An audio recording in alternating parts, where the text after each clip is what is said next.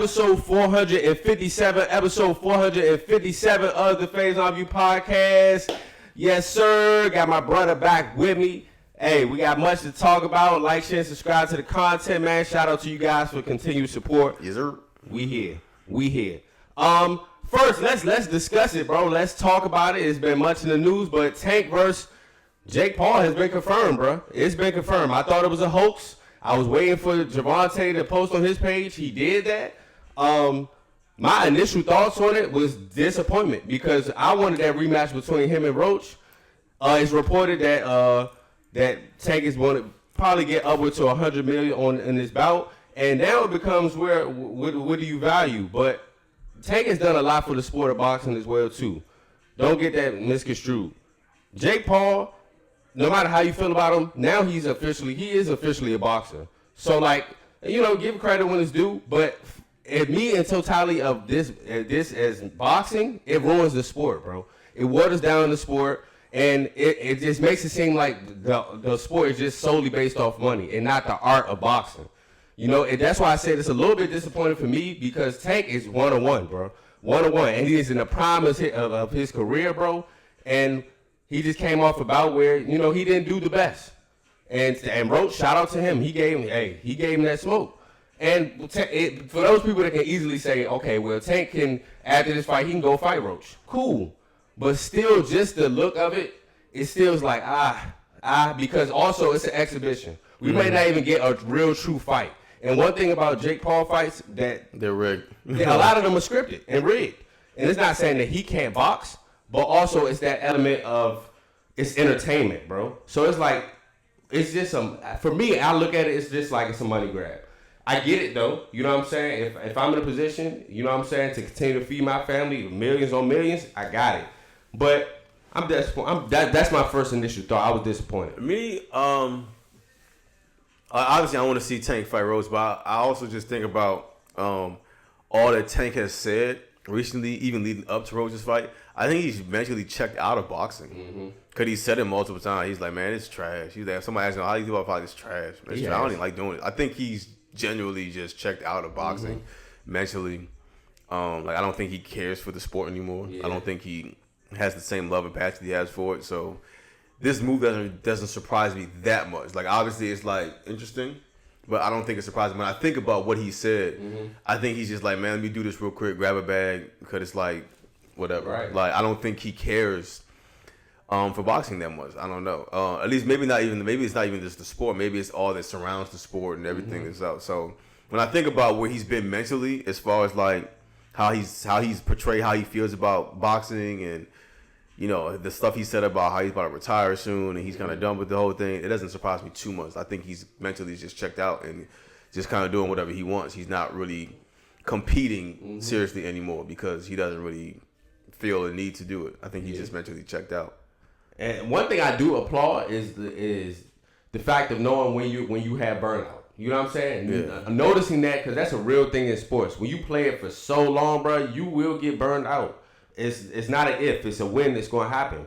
So I respect that. And then I do respect, okay, getting your money, your health is more important and walking away from the game. But it also is. Grab $100 million and skate. I got it. I'm not mad at that. But I feel like I feel you. It's like Tossy Turney, bro, because we look at him in such high regard as a legacy act. But if someone go do, you want their heart to be in it. That's you want their money. You know how it is as an athlete when you don't love a sport anymore. There's no amount of anything that can make you play it. No amount of money. We've seen that. Like, I've talked to plenty of guys who could play ball overseas and turn it down because it was like, what am I gonna do? Just be miserable in some other country on the basketball court? Like, when you don't love the sport no more, you don't love the sport no more. It don't matter. And parents don't even understand. Like, you can make all this money playing overseas. He don't want to play. Like, he doesn't want to play. But what does this mean for the sport of boxing now? Like, that's the whole thing now. Like, what does this mean moving forward? Because this right here is going to open the gateway for people like Jake Paul who are entertainers to transition into boxing. It's going to become a spectacle where it's just a bunch of amateurs and not more a professionalism or, the bag will be there, but also I think you lose some of the art. I can see that, but at the same time, I think I could see a world where they keep these two worlds separate for the most part. Because it's just a certain way it's displayed. Like, when Tank fights a actual boxer, it's on HBO and it's on pay-per-view and it's in certain arenas. It's promoted a certain way. When Jake Paul does it, it's like on Netflix for free, and it's not, it's not marketed very well. It's not. Yeah. The production isn't as great. It's not. It doesn't look as serious. It's marketed for more eyes. It's marketed for. Yeah, it's marketed like it's supposed to be for entertainment rather than coming to watch a sporting event. So I still think there'll be some of that. I just think about the future of boxing as far as like at least in his division, his class, like who's going to carry on because Tank is mentally checked out. I think Shakur says he's retired. Or something like that. Nah, but he fought. He fought. Because when he said that, he fought right after it. Yeah. I don't know what Devin Haney is doing. So it was. I mean, as far as like people who are the who's who to watch in the lightweight division, those are the three guys you hear the most: Tank, Shakur, and Devin Haney. Yeah. I think Roach.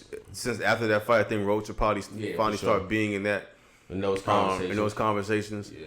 But yeah, so I think about the future as far as that, like. Who's gonna be the next guy that we come to watch fight? Like Tank is the guy that you want to watch fight. He may not hold the belt, but no one comes to watch Devin Haney fight if he has a champ. People come to watch Tank fight. Yeah, he's the biggest draw in boxing. That's why it makes this is wild right here. But in terms of entertainment, bro, this was terrible. Yeah. This was terrible, bro. As far as Rampage Jackson's son, Rajah Jackson is 25 years old. He recently went viral for brutally KOing an amateur wrestler, leading to his ban from kick. That was insane. And thank God that the wrestler, it was in stable condition because what he did to him, it looked like he could have killed him, or it would have been premeditated or attempted murder what he was doing in that ring to him. Now, to add context to what actually happened before the fight, he was there. And they were going over the script together, and they were acting it out. The dude he ended up slamming hit him upside here with the beer can, and he was just like, "What you do that for?" And it was more so. I felt like it was more so to rile him up for the actual bout in the wrestling. So they knew he was coming into the ring, but what he did after that was insane. Yeah, I just watched the video. I'm like, that was insanity. Insane. Like he slammed him and then just literally just started teeing off on him. And look, he left. And no one does anything. The refs just sitting there like this. Like, no, ninja, do something. Terrible. Like, do something. He's attacking that man. And you could tell it was scripted because the dude allowed him to pick him up. But what happened after that, he definitely didn't know that was going to happen. Because as soon as he slammed him, he was out. Yeah. And he continued to punch him for to hit that 10 to 15 times before the whole time I'm just like, he's Rampage son, all right. And if I'm the other dude, I'm going to just be honest with you. I'm suing, bro. Because your hands are, like, your hands are registered. And you could kill me. And honestly, I'm not gonna lie to you. Amateur wrestling. It looked so bad because in that it looked like he killed him. And I'll be honest with you. It really looked like he flatlined him. It does look bad in the middle of the ring. He's just literally teeing off with an unconscious guy. And then it's the fact that like he wanted to continue. Like I don't even think like what you described him hitting with a beer can. Hey. I didn't see that part, but it doesn't sound like it was worth doing all of that. And whatever the consequences are, you're gonna have to deal with that. Because it's not. I don't even know what you can really even respond and say. And everybody was just sitting there talking about like that's Rampage kid. He's 25 years old. You're a grown man.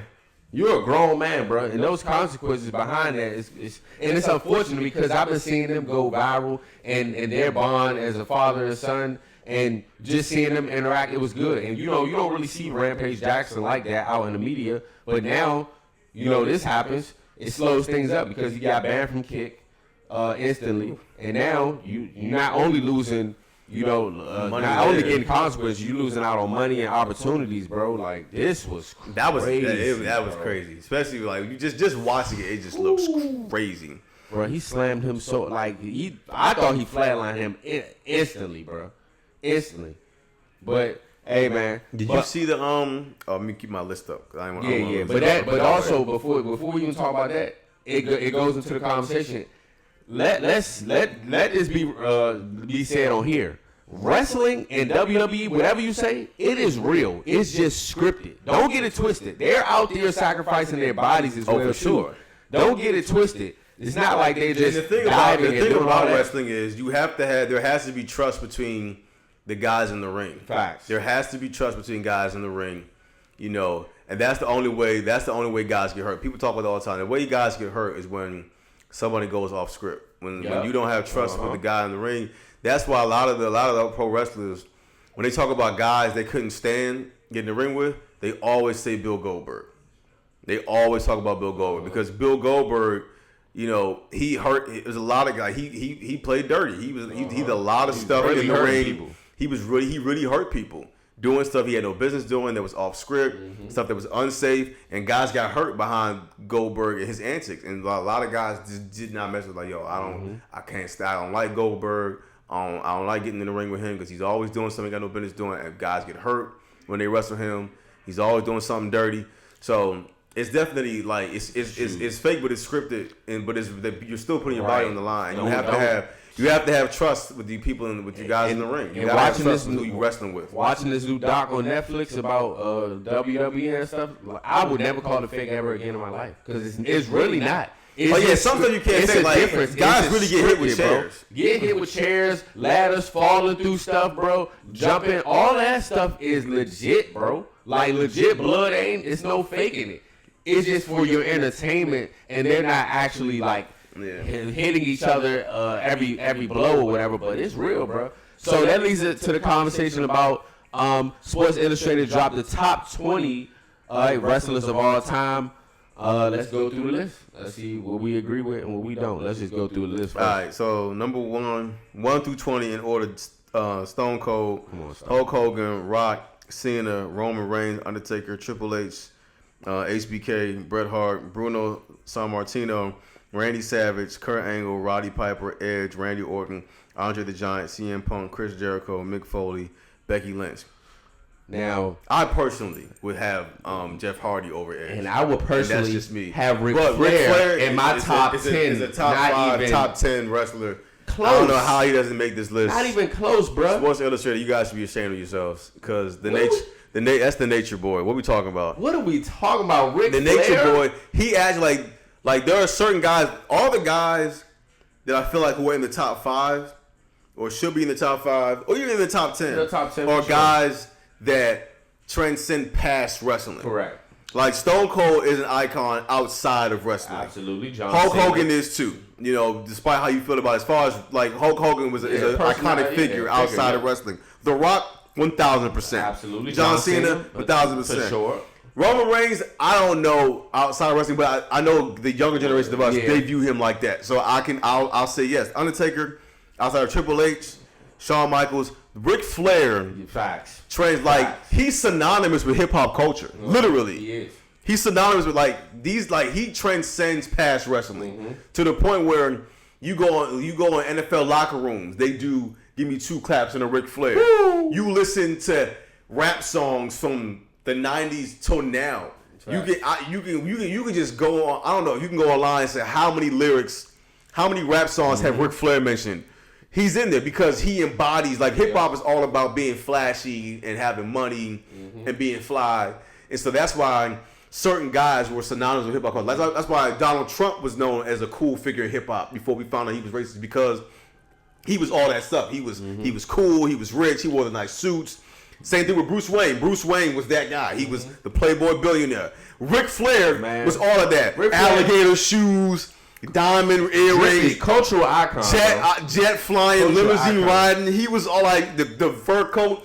He was synonymous with hip hop culture because he embodied all of that stuff that those guys from the ghetto wanted to have. You cannot have a top. He's the 10 Nature Boy. Or top 20 without. Ric Flair. That's Ric Flair. Woo! Ric Flair, bro. Like cultural icon. He's a cultural icon. I'm completely shocked by this because if he's not in 5, he should easily be in 10. Like you said, I understand everybody that's in front of him. As far as the top 5, Roman Reigns. Give him his credit. He had the title for 4 years. That's kind of unheard of. That is iconic. You got Undertaker, like you said. You would have. I have Undertaker in the top 3. That's just be Stone Cold. That's me. I think the 5 is perfect, but I personally have Rock above Hulk Hogan. But I'm not from that era. I understand that there was an era from the 70s, 80s, and early 90s where Hulk Hogan was now. Guess who's not in there? That also is an icon that should be in there. Jeff Hardy, Rey Mysterio. What we sitting there talking about? Rey Mysterio, really, as far as like the new era of the 2000s. Yeah, Rey Mysterio. Bro, he brought so many fans. He's like and how him and Eddie Guerrero. He's like how Street Ball had Hot Sauce. Yeah. The popularity aspect of drawing fans in, drawing kids into the actual entertainment of wrestling. Rey Mysterio. I think as far as what you're talking about, I would put Jeff Hardy. The Hardy boys too. Like I would take out Edge. I love Edge, but I'm surprised to see him on this list. I would have put Jeff Hardy. Edge in does his have spot. a legendary career, but I wasn't never a fan of Edge, me personally. Only reason I wasn't a fan of Edge because he was healed to Undertaker, so I was always rooting for Taker. And he was healed towards John Cena. Yeah, I was always rooting. That was so funny. I was always rooting for my guys. So I grew up not liking Edge. Like I grew up not liking Mr. Kennedy because they were healed to my favorite wrestler. But I would put CM Punk. I understand because CM Punk was the face of ECW for a very long time. The same way you have NXT now.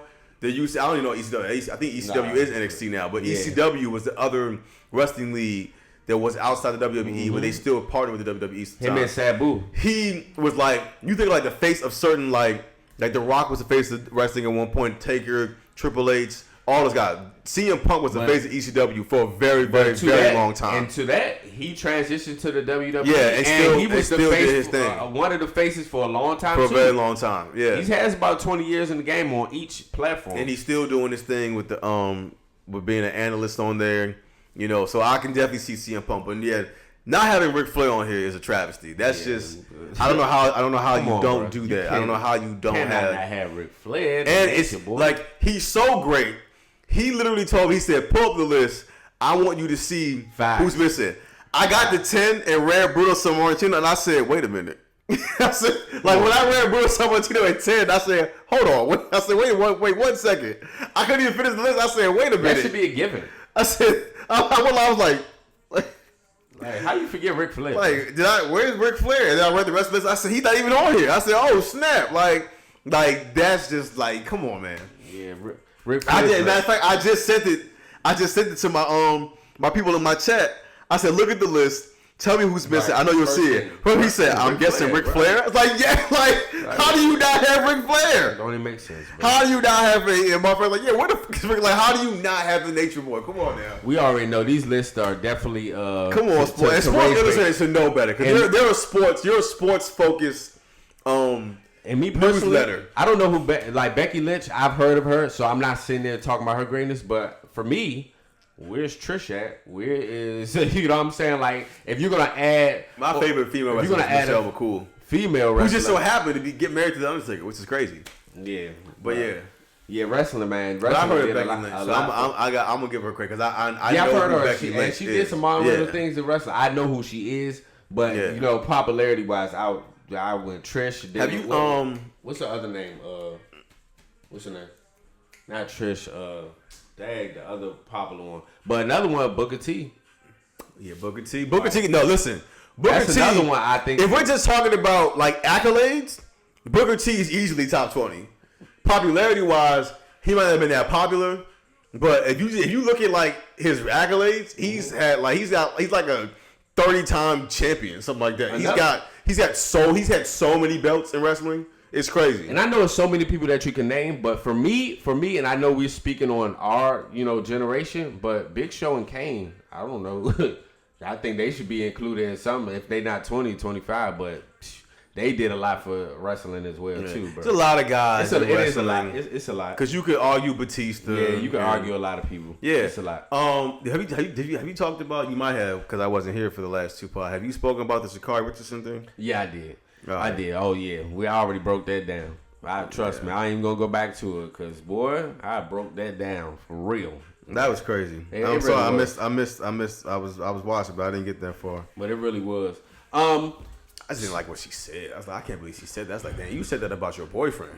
That's some random dude on the street. I'm good. I'm good off you after that. I'm done forever. You said he's the man in the situation and you're arresting me. I said, ooh.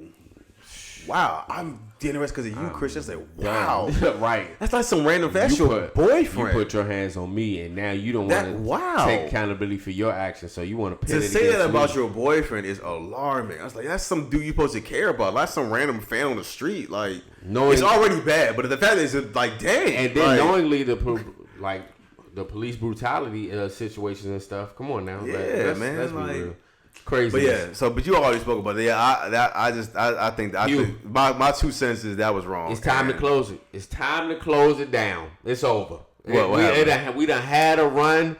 Shout out to Six Flags. It's over, bro. It's over. It's happening in a couple months. They ain't gonna be here no more. 32 rides stuck. Oh shoot. And then you had multiple people injured. Oh, y'all just don't care. Wait, when was this? This is like 2 weeks ago. Not even 2 weeks ago. This recently, bro. Jeez. And they're about to close soon. You know, the closing date. We were talking about going to Fright Fest one good time, but I don't know. Because I had heard everything was like broke. And I was like, oh, well. Absolutely not. Don't even want that. Don't even want that energy around. But, like, that's my biggest fear, bro. Being stuck Six on Flags on a ride. Our Six Flags specifically has always had a history of, like, our Six Flags broken rides and stuff. It has gotten worse over the years. It has gotten so. And I think some of it is a lack of money. They weren't making any money. We had stopped going, and you weren't getting enough tourists to come through. And then they started getting real ghetto. Yeah, which made it worse. It became a scene to where it became very ghetto, and which made it worse. So I remember this was like early 2000s because that ride has been gone for past a decade. The Two-Face. The Two-Face used to get stuck all the time. It was the worst thing ever because the Two-Face, you ride it upside down. Like you get it upside down, and it would always get stuck. And people, I remember this one time. This was just like we were like kids when this happened. I remember one time, like people had to climb down because they got that bad, and to the point they got rid of the ride. Like if you go in there, you ever been in there? You see where they have the Thomas the Train section. That's where Two-Face used to be.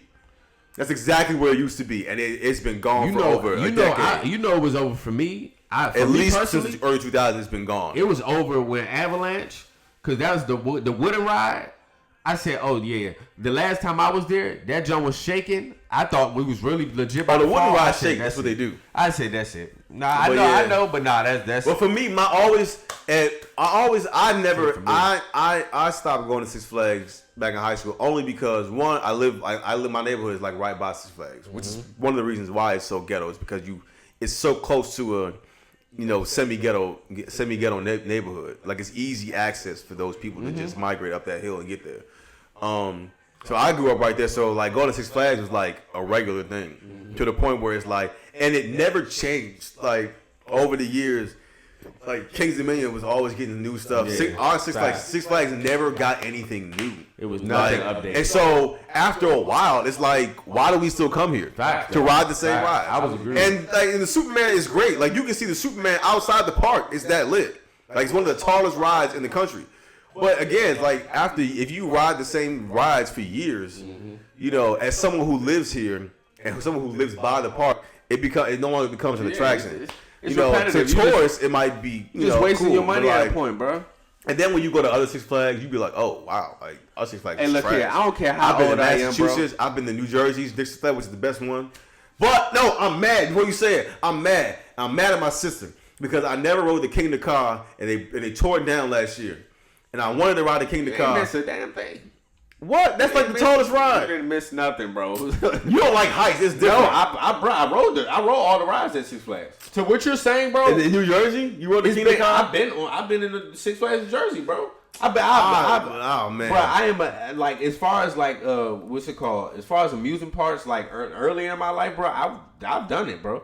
Like I gotta go to the one in Ohio, but you ain't missed nothing for sure. You ain't missed nothing. And you can go anytime. It kept getting stuck, so my sister didn't want to get on it. As long as they close this one here, I don't give a damn. You know what? I don't care how old I am. I don't care how old I am. If y'all bring back Jeepers Creepers, I am there. I am there. First one. They don't have them type of things no more. The indoor amusement parks. The indoor roller coaster and amusement parks, bro, used to be so lit, bro. That was. In the Greenbelt Mall? Yeah. And that's what Greenbelt Mall. That was the only time Greenbelt Mall was lit. Yeah. After that, it was the Greenbelt Mall. Ain't nothing in the Greenbelt Mall. Even the movies is like, there's a movie theater over there, but that's about it. Ain't nothing. There's Burlington. If you want to get you a coat, that's all right. But like, there's nothing over there. But that Jeepers, the only time you went to the Greenbelt Malls for Jeepers Creepers, literally, had a run, bro. Jeepers Creepers was like that. Chuck E. Cheese is still holding on strong. The strong though, like very strong. I'm surprised they out here. I'm surprised. Very, I really am, bro. Some things just don't die. Yeah. I'm not saying I wanted to die. I'm just saying, like, man, shout out to Chuck E. Cheese. They out here. Like, because the nostalgic is still there, and then you also have kids that still want to go there. I got to go to Cedar Point because I've never been. Cedar Point is supposed to be the world's largest amusement park. I think it's in Ohio. Mm-hmm. Never been. Only been to Busch Gardens once. But yeah, I'm going to try to get my family to go to Kings Dominion in October. I'm going to see. But I doubt it, but I'm going to see. I know the county fair is next week. I'm going to go to that. But yeah, like, I think what pains me the most about Six Flags is the fact that I know they're just gonna put apartments right there. It's just like, do we really need that?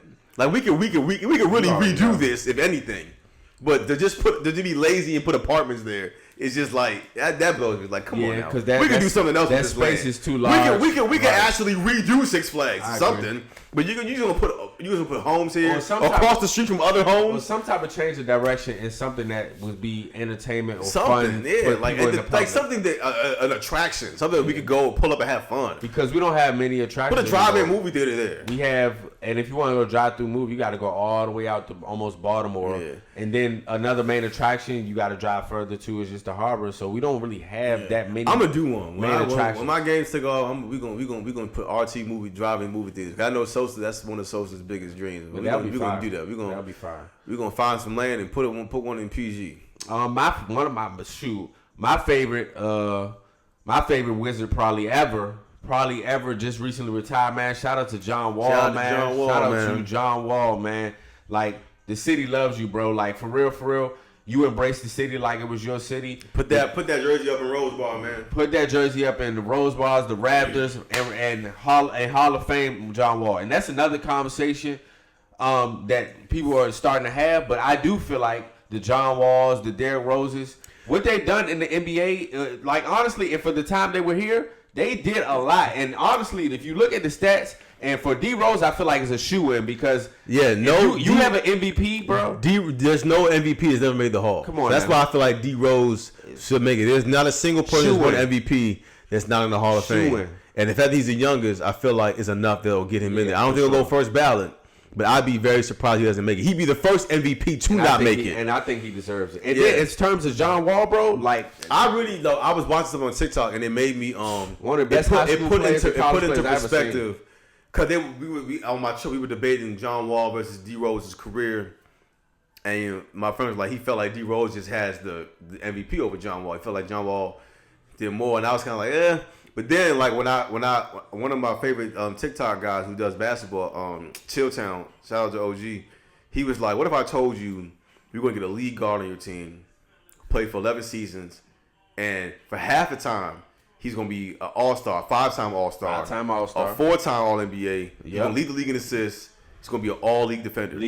That's who this guy was. I said, dang, he's not wrong.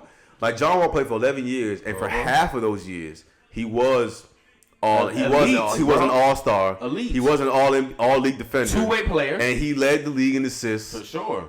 And led the league in steals. Like, he did do that. I think he's like all-time blocking. And probably the best shot blocker as a point guard ever. And that's what I thought when he said, I was like, yo, for half his tenure in the league, he was an all, like, he was that. And I don't want to compare them because I can't really compare them fairly because of D Rose injury. But as far as just John Wall in general, bro, oh my God, bro, you had to be there. That's all I'm gonna say. You had to be there. High school John Wall, one of the best high school tapes I ever seen. College John Wall, Kentucky, bro.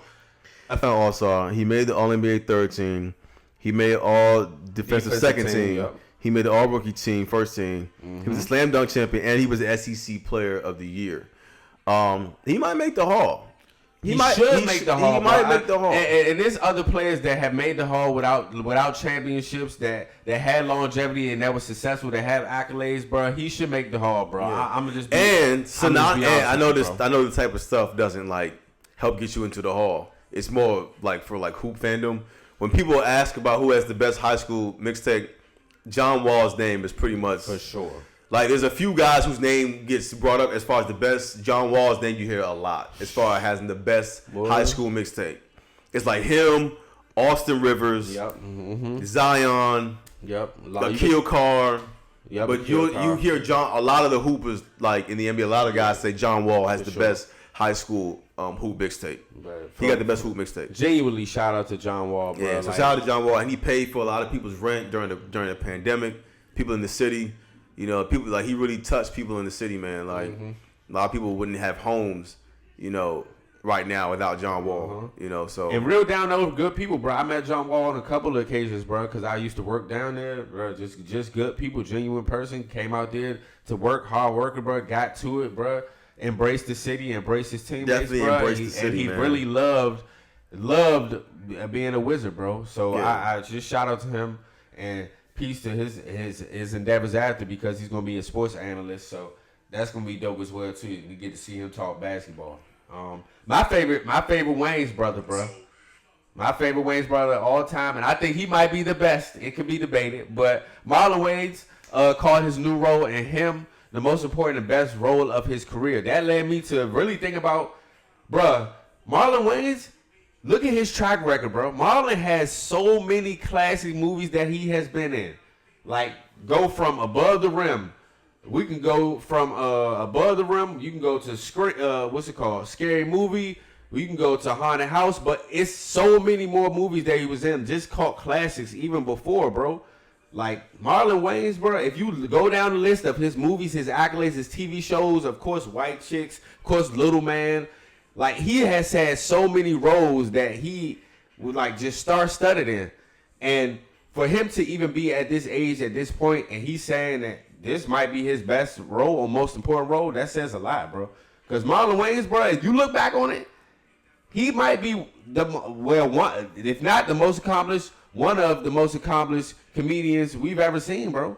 For real. And even in the Wayans family, and knowing how star-studded all of them are, he's accomplished a lot. And I'm not saying more than them, because, you know, his older brothers paved the way. It's hard to say. And I want when you break down, because one of the reasons why it's hard to call Marlon the best is because when you break down all his best stuff, you can't say Marlon Wayans without saying Sean Wayans.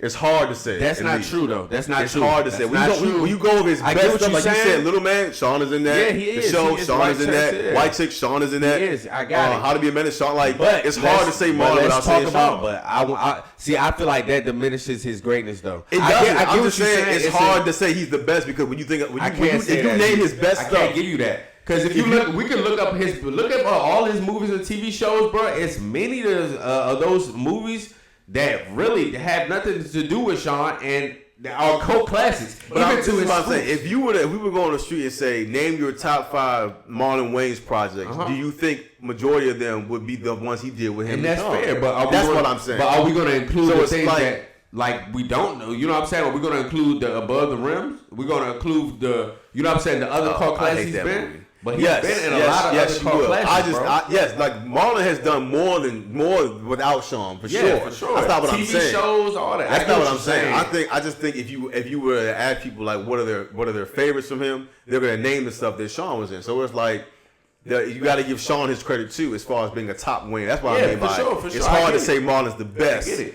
Because it's like you could also say Sean is the best, because the same reasons you would name why you like Marlon. Sean was right there with him, writing the same stuff, acting, being funny. That was what I mean. And honestly, and like to your point, I give all the Wayans, like I said, give them all their credit, because if you talk about Keenan Wayans, who paved the way for all their brothers, literally, bro, you know what I'm saying, and Living Color. Not even just that, like many other comedians, like he gave Jennifer Lopez, Jim Carrey, all the careers that started with him. So that's to their credit. But as far as looking back on it, at Marlon, bro. Like I really enjoy what Marlon has done and put out through these past years. Like from the movie Sextuplets, where he plays 6-7 different characters, bro. Like his range has gotten and him as an actor has gotten better over time, bro. And I respect it, because a lot of people Air are stagnant, bro. Recently. He's been in a lot of movies, bro. He was in Air. I can't just say it wasn't a big role, but he was in Air. I get what you're saying though, because the most iconic films, yes, we tie him to his brother, but I still think that's a disservice to him, because he has had so many great projects and things just solo and by himself. Even to his show on Netflix, bro, it's fire, bro. Have you seen Highest to Lowest?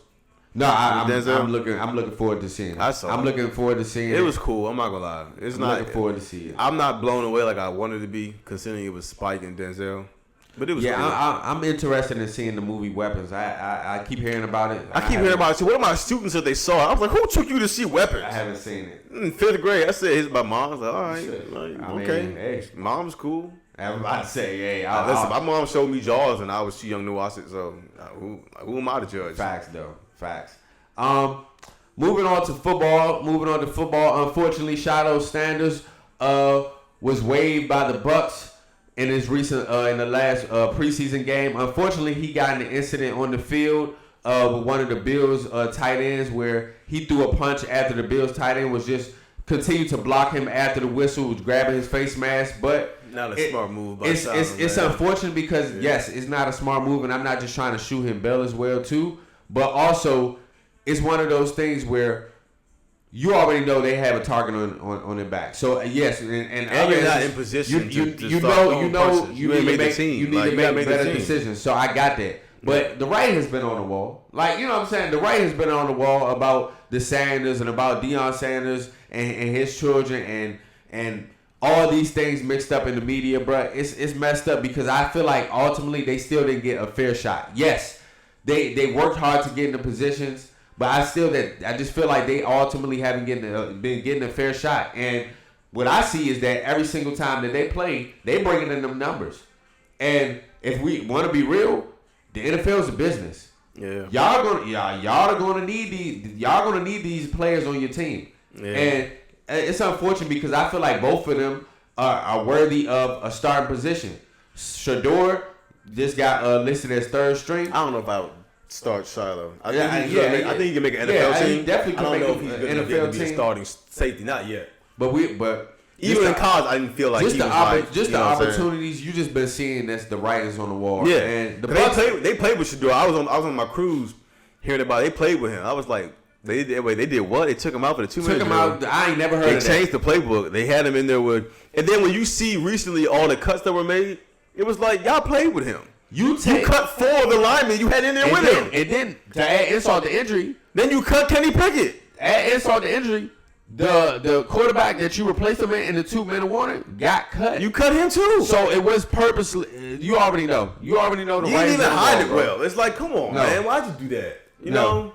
Not even giving him a fair shot and a fair opportunity with at least the second string. But I agree with what Shador has been saying. God has the final say. For sure. And I like his attitude and approach towards. He needs to, if he continues to have that mindset, then he's got to live right. I don't know how he's living, but he's got to live right if he wants God to move on his behalf. I literally am saying I don't know how he's living. But yeah, like that is the right attitude to have. God has the final say. Regardless, God qualifies. He does not call to qualify. He qualifies to call. Yeah. So if that is his attitude, he needs to keep that attitude. And regardless of what they do or who they put in front of him, if it's meant for him to be the starting quarterback, God will work that out. Yep. It's nothing anyone can do. Not even the head coach, not the GM, not the owner. It's not gonna be anything anyone can do. For sure. Because they already but yeah, they definitely played with him, and it was fairly obvious. Yeah, bro, that was come on now. I ain't never seen that happen. A lot of former players were very confused. Like, why would you not want to see this young man in the 2-minute drill? You need to see what you got in him. That's important. You need to see this. Right, been on the wall. Why would you put Snoop Huntley in there? You know who Snoop Huntley is. Sorry, but he been in the league long enough. You know what you're getting out of him. Right, exactly. You don't know what you're getting out of Shador. Let him run the 2-minute drill. Crazy. Then you know what I'm saying? That you didn't give him Shannon said, you gave him a musket and guys out there fighting with drones. Facts. It was like, that's real talk, bro. That's real talk. So yeah, that was interesting to see. From a Washington standpoint, I'm just worried about our defense. Now, I also understand that we have not been playing many guys. Right. As far as I'm excited. As far as preseason, our DB room is beautiful thing now. That's all I'm saying. You think so? It's a beautiful thing. Maybe it's the guys we were playing. I don't know what you're talking about. I think it's the guys we were playing. Lattimore, Sanders, Will Harris, Trey Amos. Yeah, bro. but that's why I'm saying those guys were not playing in preseason. And so Reeves, the guys I was Clark. watching playing preseason were dirt. Yeah, I was for like, sure. I was like, okay, none of these guys start. But So in terms of our starters, bro, I'm very confident in our season, and we just signed Miller hadn't Terry been McLaren, playing. bro. Uvu played once. Luvu played once. Wagner hadn't played. A lot of starting. I don't think. All I'm gonna say, we are a Super Bowl contender team. I'm not trying to put too much on us because at the end of the day, game by game. But with this the signing of Terry McLaren, bro, we good. We good to go. And I feel like our team has made huge progress in this offseason. We're getting Tunsil. We're getting Connolly on the other side. You got some good draft picks. You got the running back that's really going to be one of them ones. Bill, he's here. You got Von Miller coaching up those D linemen and those D ends. You got a veteran. Shout out to Ja'Cory, man. Come on, bro. Shout out to Ja'Cory. Our future is bright in Washington, bro. We are shout out to him because TV. Like he the fact that he was able to come in. It's very rare you can beat a guy out for a spot in the NFL because the NFL's about money for sure. So for you to be able to come in as a 7th rounder and be that much better than somebody to the point where they're like, yeah, we're gonna trade this dude and start this guy. Says a lot about your talent. So I'm excited, man. I'm definitely excited. And we haven't, my personal opinion, we haven't had a running back that has been explosive as far as when they get past that second level to be gone. He looked like he'd be out of there, bro. And that's a perfect running back. That's the thing I didn't like about B-Rob. B-Rob doesn't, like, you're not worried about him breaking a run. He's not a threat to break a run. And I like B-Rob. It's unfortunate the circumstance, but in reality, as far as Jaden Daniels, he needs an elusive back. He needs a back that also can catch passes, that also can do read options. He needs a back that's going to make him more of a threat for the read option. Absolutely. You got him in there with Brian Robinson. You're not worried about the dual threat. It's kind of like Derrick Henry and Lamar Jackson. It's like you're worried about either one of these guys getting the ball. So it puts pressure on the defense when you have a running back that can run the ball just as effectively as the QB. So I think that helps because then you have to be worried about both guys. I think that's going to be a huge factor. Plus, and we got Debo back there too. Yep. So I think that's going to put pressure on defense. It's like who's going to get the football? Who you worried about more? Is it going to be Jaden? Is it going to be Debo? Stuff like that. I think we can definitely do some things offensively. But now the NFL football is back, bro. I'm back to my sports betting. I'm back. We here. And that leads me to this question, and it's a real question. And I know my brothers out there have been waiting for this segment because I told them I'm gonna talk about them for sure. What are the rules of betting your friends? Now, the first rule is pay up, and it's actually before even pay up. Do not, and this is what it's called when you bet and you don't have any money, or you bet and you're not willing to pay right then and there. Don't ask bet me, and that's what it is. You just betting and you don't even have the funds or anything. Don't do that. And also, if we're friends, yes, I feel like you should be allowed a certain amount of grace. Don't overdo it because we're friends, bro. You know what I'm saying? And then rule number 3, ultimately, bro, to avoid all of this, bro, don't bet your friends. Cause that's where I'm really. That's where really I'm at right now. Like, forget everything I just said. Don't bet. It's a lot of my friends that still owe me money. You know what I'm saying? I can harbor on it. I can be mad about it, but that just shows me, bro, like, don't bet. I can't stand a person that can't hold their bet, bro. If you're going to bet, then bet. That's why with certain friend groups, we don't even bet money anymore. We bet push-ups. We bet competitive stuff. I'm a push-up guy. I don't like gambling. So when you do the gambling and money thing, those how relationships can be broken. That's how things can happen and transpire after that. If I was a spiteful and petty person, bro, with some of my friends, it's friends I would just dismiss and not talk to ever, bro. Because like it's just the principality of things. Like, I was seeing this thing. It was like an old clip of the Joe Budden pod with Marlon and Rory, and they were talking about double or nothing and what it means. And I felt like Joe had like the weirdest meaning of double or nothing. I'm like, I thought it was pretty simple. It's like if the bet is 100 and I lose, I owe you 100. But if I say double or nothing, the bet is now. If you win, I owe you 200, but if I win, I owe you nothing.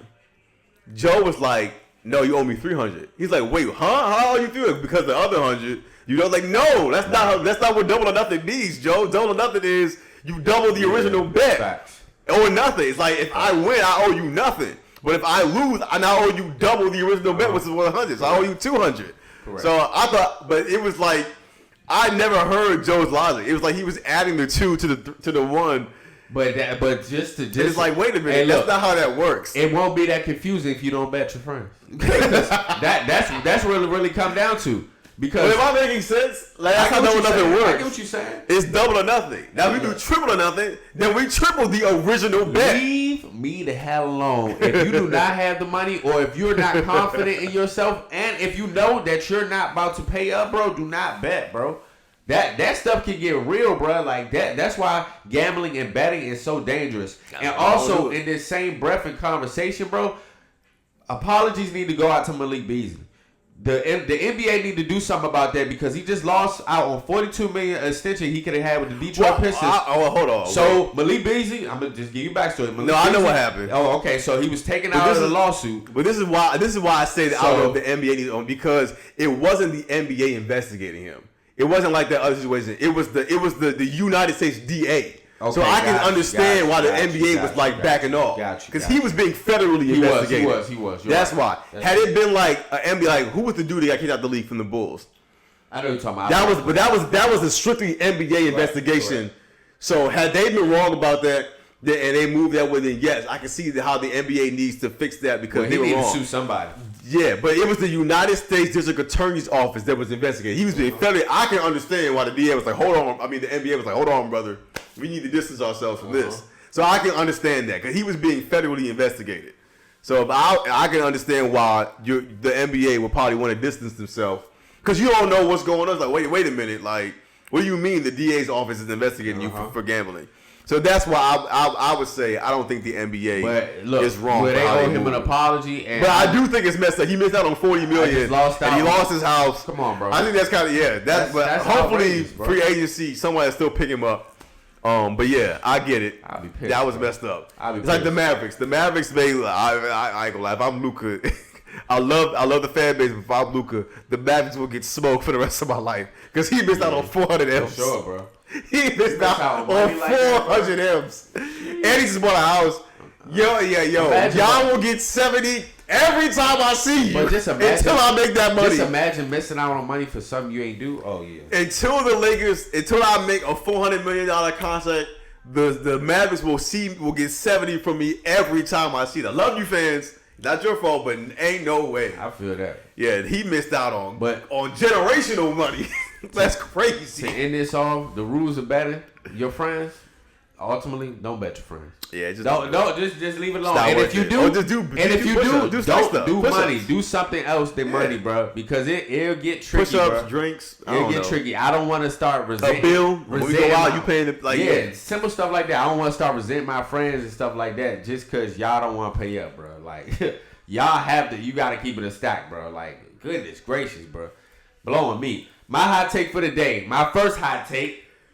I don't care. Honey mustard is the most overrated sauce. That's kind of crazy. Honey mustard is the most overrated sauce ever. It's overrated. So it's worse than teriyaki? Overrated. That's crazy. Overrated. No, the worst actually sauce or condiment, whatever you want to say, is blue cheese. Yes. I don't care what nobody I says. agree with that. It's bar none blue cheese, but honey mustard is just. I feel like it's overrated. Honey mustard is perfect for chicken tenders. I used to like honey mustard, but I just feel like it's overrated. You got too many different sauces now, bro. Like I feel like it is. If you overrated. order chicken tenders, which was I feel like Chick-fil-A, Polynesian sauce. You can get some honey mustard. They go crazy. It's a lot of sauce better than honey mustard. You got Polynesian. You got ranch. I don't think that makes it overrated. Ranch. What's it called? I'm saying because overrated you can't get those sauces. You only get them. Like there or the grocery store. Like if you go to a regular place and you get like a certain meal, a lot over honey mustard, bro. You need the honey mustard. I'm choosing barbecue over honey mustard. I'm choosing ketchup. Let's just say the ones. It depends on what I'm eating. Ranch, if I'm eating chicken tenders, I want honey mustard. I don't want ketchup. If I'm eating a chicken sandwich, I want ketchup. Give me that barbecue. Give me that barbecue all day, bro. Honey mustard. I just feel I like honey mustard. I just feel like it's it's been overrated. Another hot take of mine. A true flex isn't the brands you wear, in my opinion. It's about looking fresh and something affordable. Like style over brand has always been the motto. Style over brand. It's always, bro. I feel brand is cool though, but it's like style over brand. And for you guys that's walking out here trying to look just like the mannequin, stop it. Stop it, bruh. Brand is cool, but like if your outfit is trash, your outfit is trash. I don't care how much you paid for it. Just because you got a Balenciaga coat on, you got you know what I'm saying. You got Balmain jeans, whatever you got on, design it does not mean you will fly, bro. It doesn't make you fly. Absolutely not. Your outfit has to be appealing to the eyes. Like if it's not appealing to the eyes, it doesn't matter how much you paid for it. Like, yeah. And also, I think when 2025, I don't think that's a hot take. I think that's a very probably regular take. I think it's very room temperature. Facts. I think a lot of people agree with that. In closing, before we leave out of here, I think 2025, when it's said and done, is gonna be one of the best years for music, bro. Like hip hop and rap and R&B have been in a beautiful space, bro. Yes, sir. Chance to rap an album. What's been blowing me is the amount of albums, because it's like I can't get caught up. Yeah, you can't even get caught up. I just finished Lecrae album. Lecrae's album is incredible. Please go play Chance that. to rap an album is phenomenal. Chance's album is good. I only got to play it once because I'm trying to play Lecrae. I played this Offset album is good. Offset album is good. I can't play that because now I got to try to play Ghostface album. I haven't played that yet. Yep. And then this Friday, Joey's dropping. It's like, yo, this so album much music, it's too bro. much music. It's like I can't play all these albums. Like it does get overwhelming because you had it's like honestly in the last 2 Big months, X, all those guys dropped last Friday. Big X, Lecrae, Offset, and Ghost all dropped last Friday. R&B will too. Tiana Taylor has dropped. I couldn't finish her album. Jivion has dropped. Jivion's album was great. Great. I listen to that almost every day. That's a great R&B album. Bryson Tiller album. Bryson Tiller's album, and he's on part one of his album. Mariah Scientist just dropped. Like I listen to R&B heavy too. So I could not finish. It's hard. It's really hard to really just listen to everything at once. And it's not because I don't think it's good. I mean, even though the sound is not really for me, it sounds like more of like a house music alternative sound to Tiana's albums. But the reason I couldn't finish it is because I just couldn't connect with it. It's a bunch of notable angry black women expressing her emotions for her divorce and bragging about how good the sex is with her new dude. Which I'm not saying her feelings aren't valid for feeling that way. It's just that me, I don't really feel like I can connect with this. Yeah, I get it. That's what I just got tired of hearing hearing that. Like I got to Jill Scott. I was just like, I can't play this. Like I was like, I just can't. You can't even play that out in public. I was in my classroom playing on the speaker, and we got to the song when she's moaning. I was like, let me cut this off. Like, I put on. Lupe dropped the deluxe. Lupe's deluxe sounds great, by the way. Lupe Fiasco. If you heard Samurai last year, it's one of the best rap albums that came out last year. He dropped the deluxe, like 8 more songs, like 4 more songs. It sounds great. It's like over some smooth jazz type of stuff. But yeah, I couldn't even play that out loud. And then I was playing Offset. He started talking about all my hoes. I was like, I can't play this out loud either. Like, but Offset album, one thing I do think is good. He gave a lot of range. This is one of my favorite Offset projects. Probably my favorite Offset solo project. Father 4 was good to me too. Father 4 was very good. This one is like he touches bases on everything. You know what I'm saying? Like he's vulnerable in the album too as well too. We got some hit songs like Bodies with JID. We got also a feature from Kiko. It's a lot of good music out, bro. Yeah. 2025. I just hate how all y'all want to drop on the same day. Like, I can't do this. Yeah, there's still albums I haven't played. At some point tonight, I gotta try and play a Ghostface album. Definitely tough for the consumer because Raekwon came out recently. Like you just said, Ghostface just came out. So much music, like bro. 4 albums dropped last Friday on the same day. 4 albums dropped. Man, it's just like a lot. All right, another amazing episode of the Face. And then Joey drops this Friday. It's like, god dang. Yeah, we out of here for that one. For real, we could do a review on that next week too, because I'm excited about this Joey album. Yeah, and the rollout he's been on. Another amazing episode, guys, of the Face on View podcast. Make sure you tap into the content. Episode 457. Yes, sir. We out. Yes, sir.